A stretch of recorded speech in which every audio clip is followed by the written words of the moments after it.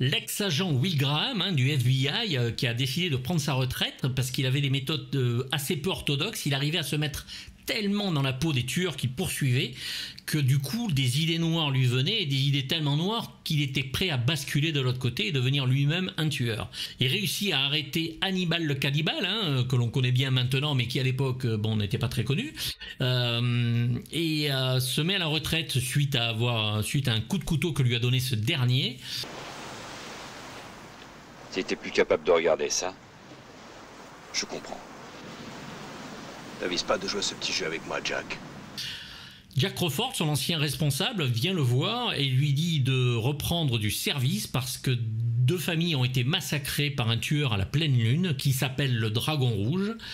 Et Will Graham va donc se lancer à la poursuite de ce dernier en y laissant quelques plumes. S'il décide de m'aider, Molly, je vous promets de le mouiller aussi peu que possible. Les rêves et imaginer à ce que l'on aspire, ce qui nous définit même par ces rêves et que l'on ne contrôle jamais, que l'on ne contrôle pas. Ici, la famille, celle des victimes massacrées et celle du héros, sur un fil tendu. Le père, bien sûr, le héros, l'agent, ayant tendance à ressentir les criminels en comprenant leurs raisons, leur état d'esprit, leurs rêves. Tu as ôté ton gant pour la toucher, hein? C'est ça, un fumier, tu l'as touché à main nue. Donc Michael Mann a déjà réalisé plusieurs films, dont un polar qui est absolument parfait qui s'appelle Le Solitaire avec James Caan, où les prémices d'ailleurs du talent de ce réalisateur sont déjà là.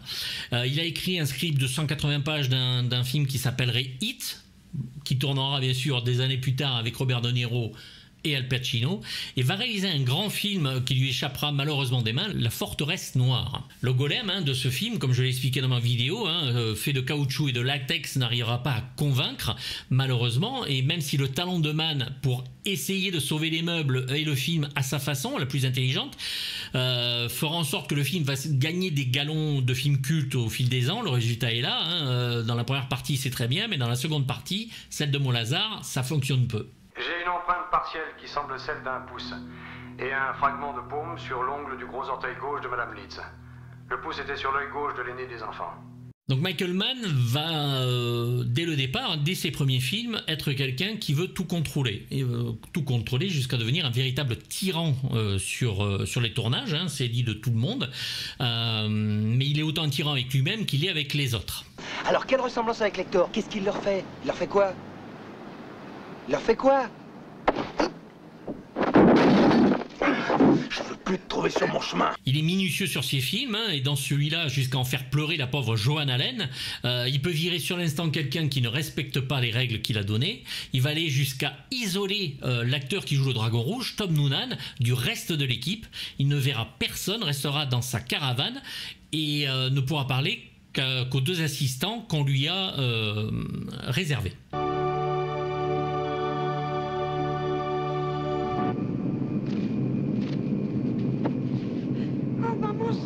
Les gens doivent l'appeler Francis sur le tournage et non pas Tom, pour qu'il reste dans le rôle, et il apparaît toujours au dernier moment, histoire de bien terroriser, vu sa taille, ses amis acteurs. C'est ça, espèce de salaud, tu les as matés tant qu'il a fait jour. Allez au jardin, c'est pour cette raison. Michael Mann va aller à Quantico pour se renseigner sur la FBI le mieux possible. Le film d'ailleurs à l'époque sera un des meilleurs films sur le sujet puisque les analyses et les méthodes du FBI étaient peu connues, on en parlait assez peu. Il va réserver par exemple plusieurs billets d'avion pour la scène de l'avion. L'équipe de tournage va se retrouver dans l'avion, va tourner ça sans autorisation, à l'arrache, va donner justement quelque chose d'assez exceptionnel dans cette scène. Les hôtesses restant sans voix, bien sûr. Michael Mann est donc un pirate de l'air, mais cinématographique. Signé Fan Avide. Et il y a une trace de morsure au bas. Sarah, un hélicoptère. Et il me le faut tout de suite. Donc il diminue ici, le nombre de prises augmente, hein, parce qu'il demande parfois jusqu'à 25 prises hein, sur une seule scène. Le budget va augmenter aussi. La scène entre Freddy Lounds, par exemple, et le Grand Dragon Rouge, hein, Francis Dolarraille, prend ces 25 prises-là, par exemple. Le tatouage qu'on met sur le tueur pendant un moment ne plaît plus à Mann au bout d'un certain temps. Donc il décide de retourner toutes les scènes sans le tatouage, ce qui énerve profondément les acteurs. Bref, Mann veut tout contrôler, en tout cas il veut contrôler son film de A à Z, il y arrive presque, hein. Quelques photos du tueur avec le tatouage ont fuité dans la presse malheureusement, ce qui va le rendre au fou de rage. T'es très rusé, hein. Mais t'es pas le seul. Alors produit, toujours je parle que de lui, j'ai l'impression de parler que de lui à chaque vidéo, produit par Dino De Laurentiis, hein, toujours lui, c'est à David Lynch suite au film Dune, à qui on va proposer le film d'abord, mais lui ne se sent pas de le réaliser, ça ne l'intéresse pas. Donc le titre va être changé, puisque ça devait être Dragon Rouge comme dans le roman d'origine, mais Dino De Laurentiis préfère Manhunter, ce qui ne plaît pas du tout à Michael Mann, mais celui-ci insiste parce qu'il avait produit le film L'année du dragon de Michael Cimino qui s'était planté au box-office et juste par superstition il ne voulait pas retrouver dragon dans un titre et donc du coup ce sera Manhunter. Quand on est con, on est con. Lila? Cher Fanavid, vous m'honorez, vous êtes fort beau. Putain. Je forme sans prière pour votre sécurité.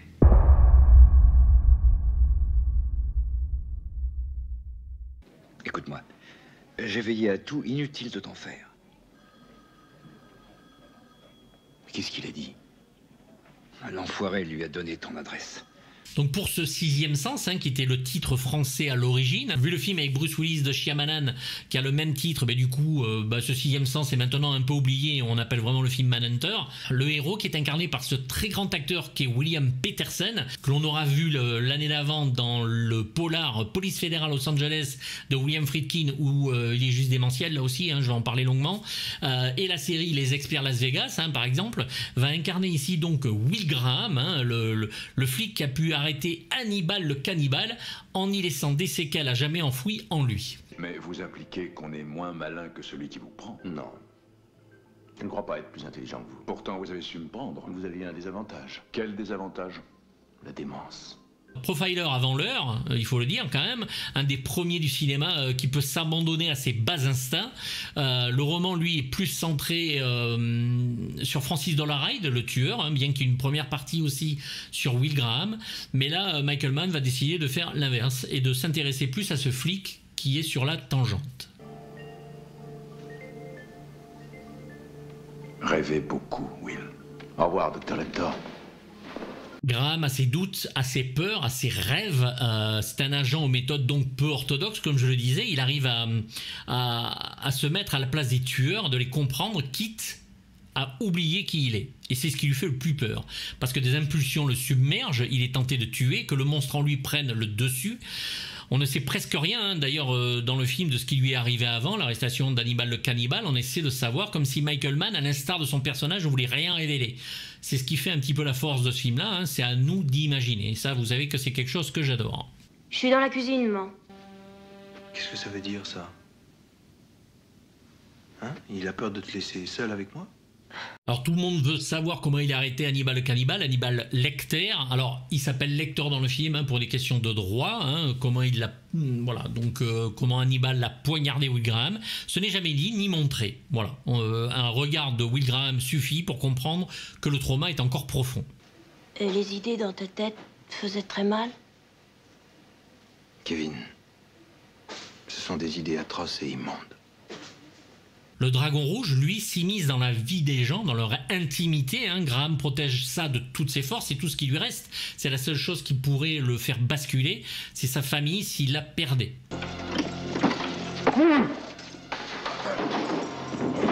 Sa première déduction hein, sur l'empreinte qu'on retrouve sur Madame Leeds, devant la stupéfaction d'ailleurs des responsables qui sont persuadés de n'avoir absolument rien raté sur la scène du crime, est juste absolument génial.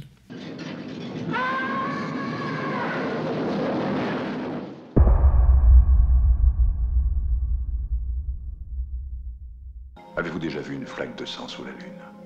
Il semble noir ou presque. Si l'on est tout nu, Il vaut bien mieux être protégé par des clôtures. Alors le film est tiré, mais surtout inspiré d'un roman de Thomas Harris qui s'appelle Dragon Rouge, l'auteur qui nous gratifiera d'un autre roman qui s'appelle Le Silence des Agneaux, bien sûr, un grand film aussi de Jonathan Demme avec Jodie Foster et Anthony Hopkins, aux nombreux Oscars. Ici Will Graham donc va mener son enquête en retrouvant le tueur cannibale appelé donc dans ce film Lector, malheureusement pour des questions de droit. Hannibal il est ici beaucoup plus profond dans toute sa simplicité par rapport au jeu d'Anthony Hopkins. J'aime beaucoup Le Silence des Agneaux, ne vous inquiétez pas, c'est un très grand film, je reviens pas là-dessus. Et surtout le travail qu'a fait Anthony Hopkins. Mais c'est un autre Hannibal que celui que va faire Brian Cox. Téléphonez-moi. Quand j'ai besoin d'appeler l'avocat, on me porte un téléphone. À moins que vous ne préfériez me laisser votre propre numéro. Non. Donc la prison déjà où il est enfermé, c'est un musée dans la vraie vie, entièrement blanc, la cellule est blanche, elle est limpide, il n'y a pas de cave, il y a des vitres, mais c'est une simple cellule, et les couleurs ils sont fondamentales. Si vous regardez bien le film, vous verrez que le bleu c'est la couleur du flic. Il a sa cravate, quand il rêve d'un ciel bleu, il voit sa femme sous un ciel bleu, il fait l'amour à sa femme dans une chambre qui est dans un bleu fluorescent. Le bleu est vraiment l'identité de Will Graham, et le vert et l'orange sont le mal et les tueurs. Voilà. Si vous regardez ça, vous verrez les livres d'Hannibal dans sa cellule, la maison du dragon rouge, tout ça, c'est vraiment ces couleurs-là. Vous savez pourquoi vous m'avez eu? Au revoir, docteur Lector. Laissez-moi un message au numéro... Vous savez pourquoi vous m'avez eu, Will? Vous m'avez eu parce que vous êtes comme moi. Dès qu'Hannibal le cannibale apparaît à l'écran, il nous terrifie. Joué par Brian Cox, qui est un acteur absolument formidable, aux multiples talents et facettes, et à la filmographie surtout fascinante. Il a joué dans tout, il est vraiment absolument. Ce Hannibal-là nous est montré calme, très intelligent. On ne sait vraiment rien de lui. On sait juste qu'il a tué 9 étudiantes, et encore on n'est pas sûr de tout.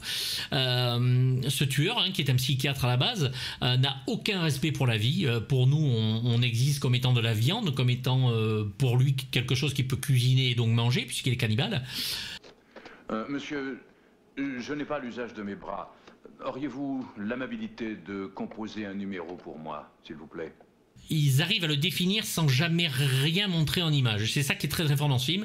C'est l'imagination qui va faire le reste. Le jeu d'acteur sur ce film-là, en tout cas la confrontation entre Will Graham et lui, parce que il retourne voir Hannibal pour essayer de ressentir à nouveau ce désespoir, cette façon qu'il avait d'être sur la ligne.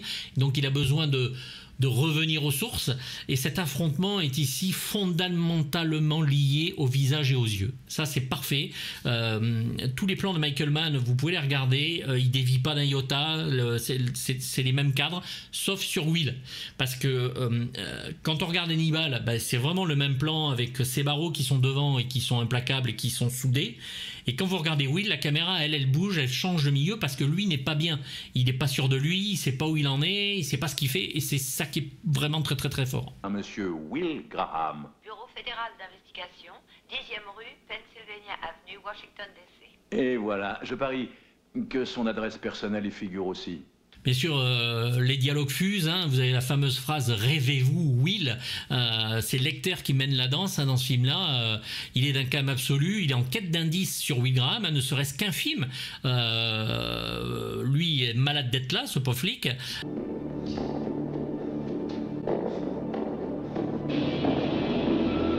Alors Will Graham va essayer de résister, mais le miroir qu'il a en face de lui, parce que quelque part il se voit en lecteur, devient de plus en plus grand, jusqu'à en avoir la nausée et être malade. Il va pas sortir de l'hôpital psychiatrique, il va s'en échapper.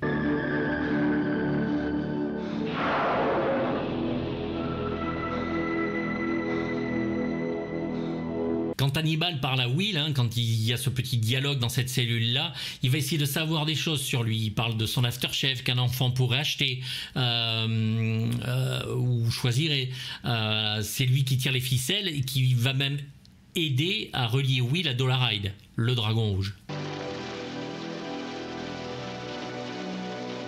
Ce sera toi ou moi désormais. Je n'aurai pas la paix tant que tu seras libre. Donc Graham fait une promesse à sa femme hein, quand il part. Elle ne veut pas elle qu'il reprenne du service, mais quand il part, il lui dit « Je resterai dans l'ombre ». C'est sans compter sans Freddie Lanz, qui est un reporter au National Tattler, hein, une sorte, voilà, ce mec est une horreur, hein, juste. Et donc, il va devenir, bien sûr, en étant en première page des journaux, la proie du dragon, sa famille aussi. Les deux tueurs, que sont Hannibal le cannibale et le dragon rouge, vont eux correspondre, d'abord sur papier toilette, puis par petites annonces. La menace est lourde, hein, vraiment dans tous les sens du terme. Son propre fils apprend ce qu'avait eu son père avant, hein, les semaines en hôpital psychiatrique, lors d'une scène assez touchante entre les deux, où on voit que le fils ne veut pas laisser la mère seule avec son propre père. Il va être obligé de lui expliquer ce qu'il a vécu. Il lui explique son état d'esprit et que les idées qu'il avait en tête étaient des idées atroces. Je sais qu'il vous a bien arrangé.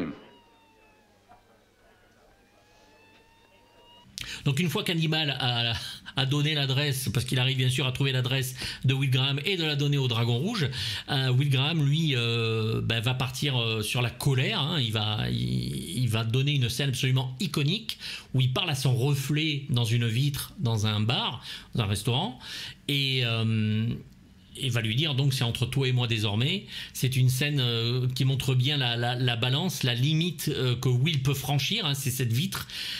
Cette scène sera d'ailleurs reprise dans la première saison des Experts Las Vegas, où poursuivant un tueur qui n'arrive pas à saisir dans la première saison, lors du final il va lui aussi reprendre cette scène là, Peterson, et refaire cette scène où il parle à lui-même.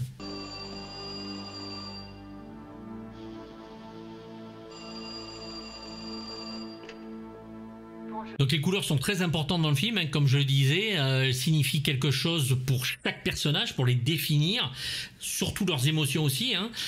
Mann va pour cela découvrir un directeur de la photographie qui s'appelle Dante Spinotti, et avec qui il va collaborer sur plusieurs films. Chaque plan est vraiment pour moi maîtrisé dans ce film, chaque image est superbe, la minutie du réalisateur alliée au travail de toute l'équipe et des acteurs hein, se voit littéralement à chaque plan. Si je rempilais, ce serait pour donner des conseils. Je resterai en surface. Il n'y a qu'à voir la première scène de crime, hein, celle dans laquelle de nuit Will Graham arrive, qui est d'un blanc encore une fois immaculé et taché de sang. Je pénètre dans la chambre.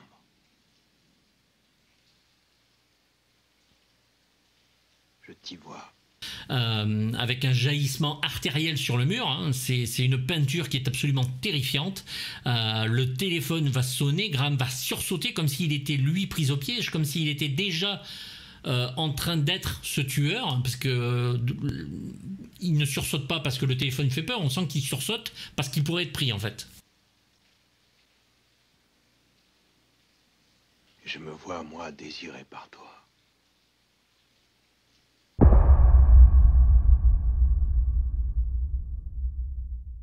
N'apparaissant qu'en milieu de métrage, hein, la première partie étant dévolue à Will Graham, le flic, le tueur, le dragon rouge, Francis Dolarhyde, parfaitement glacial et terrifiant, est ici interprété par Tom Noonan. Ce sera un de ses rôles les plus saisissants, hein. On l'a vu dans Monster Squad, on l'a vu dans Robocop 2, Last Action Hero, Hit, il est toujours parfait. Ici, ce dragon rouge est un homme simple, mais de très haute taille, il est très très grand, il en impose, il regarde ses victimes et les familles qu'il va tuer par le biais de films familiaux sur lesquels il travaille en les développant. D'un baiser. Donc le prisme de ce tueur, ce sont les yeux, hein. C'est par ça qu'il voit, qu'il veut tuer, qu'il est intéressé dans ses meurtres. Il se voit dans les yeux des autres au travers d'un miroir qu'il casse littéralement, qu'il place sur les yeux de ses victimes, notamment la femme en général, puisqu'il se veut désiré par elle. Donc il se voit en les prenant comme cela et en les approchant de son visage et en se voyant à travers les yeux.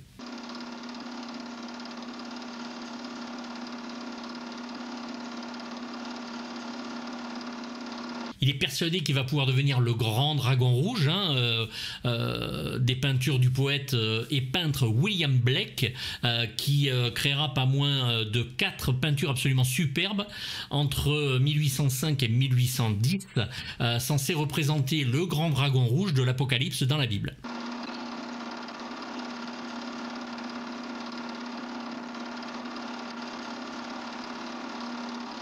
Donc il est surnommé la petite souris dans la version anglaise et la dent Whistler dans la version française. Donc le dragon rouge s'introduit chez les gens, brise ainsi la protection des murs, l'intimité même de la famille. Il se veut désiré par la femme, il tue les enfants parce qu'ils ne représentent rien, ils ne sont rien, c'est lui qui le dit. Et pourtant il va rencontrer Reba. Reba, jouée par Joan Allen, qui est aveugle et qui va l'accepter comme il est. Ils vont se séduire. Et Reba pourrait presque arrêter ses pulsions qu'il a.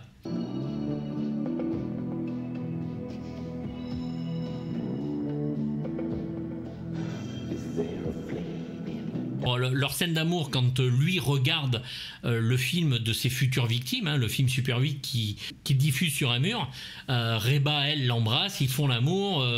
Toute cette scène est sublimée par la chanson The Big Hush de Shriback, absolument génial. D'ailleurs, je tiens à souligner l'importance de la bande originale dans ce film. Chaque chanson, chaque musique composée par The Red et Michel Rubini sont vraiment très très importantes et rajoutent vraiment à la scène.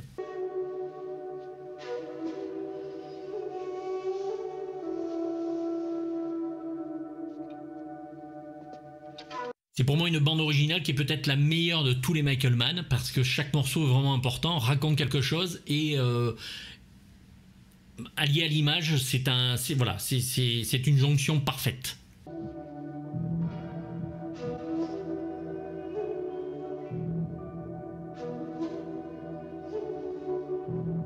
Donc Francis, quand on le rencontre et qu'il rencontre Reba, on va penser qu'elle va devenir sa victime, parce qu'il est imposant. En fait, il va l'amener, avant de la séduire, il va l'amener chez un vétérinaire qui soigne des animaux de zoo, où un tigre est anesthésié pour une opération des dents. Et elle, aveugle, on va lui laisser mettre sa main devant le souffle du tigre, caresser le tigre, écouter son cœur, toucher ses crocs. C'est vraiment une scène qui est presque érotique, on va dire, parce que vous avez Francis en plus qui observe ça derrière, littéralement fasciné. Il est plus humain que jamais, ce qui est assez rare dans le film. Et quand il la voit caresser, il se touche parce qu'il aimerait qu'elle fasse de même avec lui, ce qui va arriver dans la scène suivante. C'est vraiment un grand moment de gratification cinématographique. Cette scène-là, c'est un poème.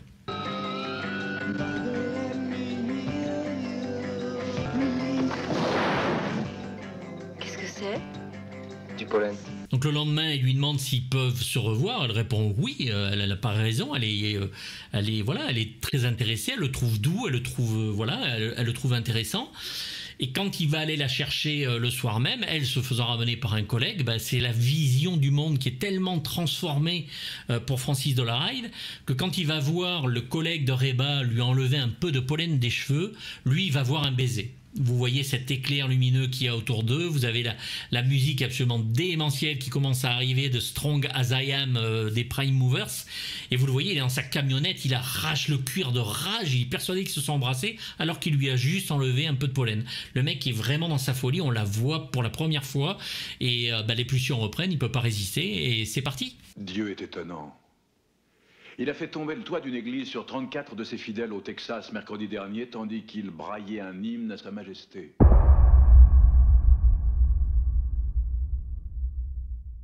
Où êtes-vous ? Vous êtes là ? Donc la dernière partie arrive, entre les deux faces de miroir qui se reflètent et est tellement attendue. Mann va arriver à nous faire franchir la barrière de l'extase, carrément, au niveau des yeux. C'est juste une scène démentielle. C'est vrai, je l'ai fait, et je le ferai encore, et je t'emmerde. Oh, très bien, seulement c'est moi qui prends les décisions, et quand il sera trop tard, ce sera à moi de te le dire. Et en attendant, toi tu m'obéis. On a juste avant ça, parce que ça arrive presque en même temps en fait, on a Dolarhyde donc à kidnapper Reba qui veut la tuer, donc il brise un miroir, il lui met une musique, c'est Inagada la Vida de Iron Butterfly à fond dans l'appartement. Elle étant aveugle, du coup n'a plus de repères, elle se cogne partout, elle a peur. Pendant ce temps, Will est en train de regarder les films des familles sur 2 télévisions différentes et s'engueule avec Jack Crawford parce que c'est la nuit de la pleine lune, donc le dragon rouge est à son sommet d'envie de tuer. Là pour le coup ça ne sera pas la famille, ce sera Reba. Il cherche, Will s'énervant de plus en plus, donc commençant à traverser, se rend compte avec les films que quelque chose cloche, il va comprendre, on va voir son processus de déduction qui est absolument phénoménal. Jack Crawford d'ailleurs, qui est magnifiquement joué par Denis Farina, n'en revient jamais. c'est ce qui est beau avec ça, c'est que on a vraiment, Michael Mann nous montre que les yeux, c'est ce qu'il y a de plus important, et son œil à lui, pour le coup, que ce soit à travers une télé, des films ou les personnages. Tu as vu tous ces films?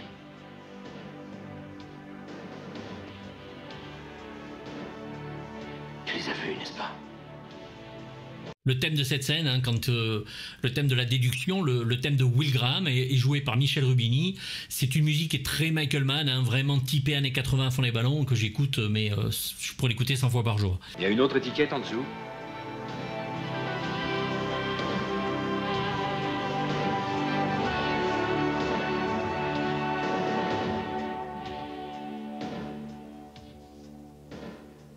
Il y en a une, bien sûr.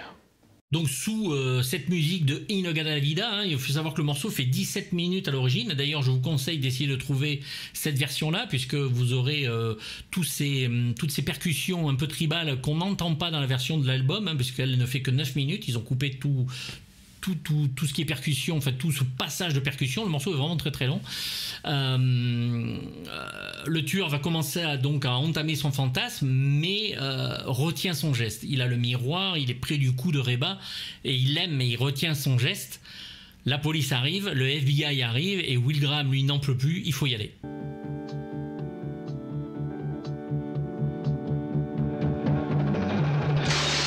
Donc vous avez ce Will qui va courir comme un malade, traverser carrément la vitre, encore une fois, hein, le reflet, va se retrouver dans le reflet.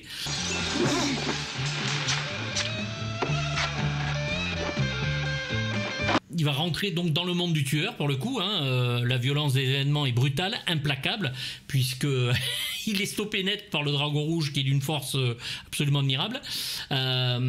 Cette scène a été tournée à l'arrache, hein, le budget étant arrivé à son maximum. Michael Mann va devoir tout gérer très rapidement, le sang, les lampes, la lumière, la musique. C'est lui qui va tout faire très très très vite.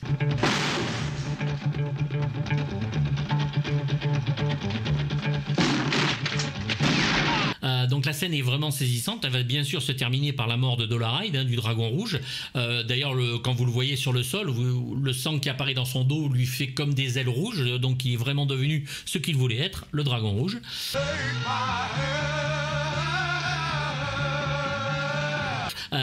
Cette maison d'ailleurs où ça se passe a été complètement construite par la production, hein. L'intérieur a été entièrement aménagé par Michael Mann, c'est lui qui a mis chaque lampe, chaque truc. Mann avait essayé quelque chose dans le Solitaire qui était vraiment assez percutant, je trouve, au niveau de la scène d'action. C'est sur le montage où il enlève quelques petites secondes au moment où vous avez le tir et la chute du flic par exemple, ou le tir sur... Voilà, il y a vraiment il enlève des petits bouts et ça percute, c'est vraiment étonnant et ça sort de l'ordinaire et c'est c'est juste génial. Alors vous avez un Director's Cut, une version longue, hein, qui existe sur le Blu-ray que vous trouverez dans la description, qui ressort chez ESC. Alors il y avait une version collector avant, hein. Dans cette version longue, vous avez une scène où Will Graham arrive après avoir tué Dolarhyde, hein, donc vraiment sur la fin, il arrive sur la future famille, celle que Dolarhyde comptait tuer. Il sonne à la porte, la femme ouvre, elle voit le visage dézingué parce qu'il a quand même pris plein la gueule de Graham. Elle hurle, son mari arrive avec la main sur le flingue. Il explique qui il est, ils lui disent de rentrer une première fois et lui il fait non. On voit vraiment dans le visage de Petersen si je rentre je les bute en fait. Il sait qu'il est passé de l'autre côté, ça c'est vraiment très très fort. C'est vraiment dommage que je sois pas dans le film. Et ils repapotent, ils sont sous la pluie, tout ça, il lui redemande de rentrer et là il faut regarder sa mâchoire quand il s'en va. Regardez sa mâchoire, on a l'impression qu'il se mord lui-même la lèvre pour pas rentrer, pas les dessouder quoi. Thank you. I just stopped by to see you. That's all.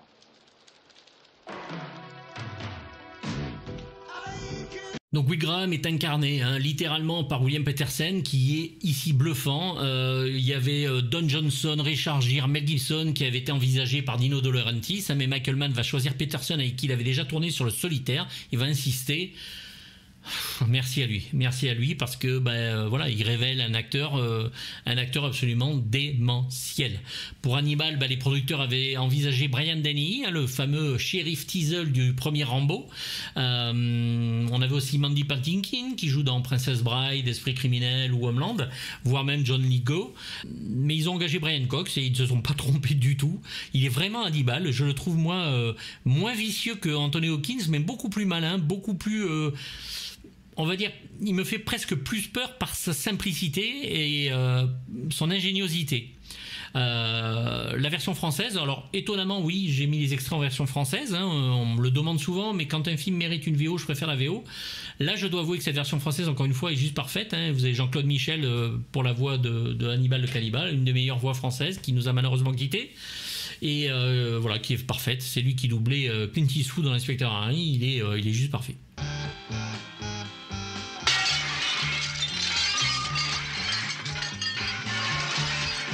On peut y retrouver aussi donc Stephen Lang, en Freddy Lounge, le journaliste, ici dans un de ses premiers rôles, qui absolument toujours, il fait toujours le fumier.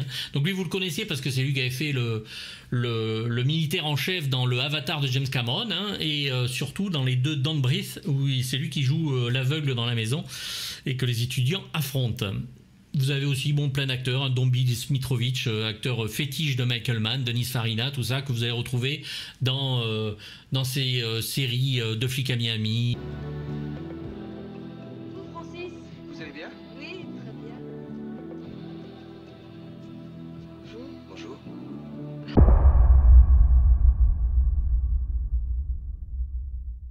Donc Manhunter va sortir au cinéma, ça va être un échec commercial, malheureusement. Le film ne marche pas, faute à une distribution absolument chaotique et organisée par Dino De Laurentiis, qui s'est coulé tout seul.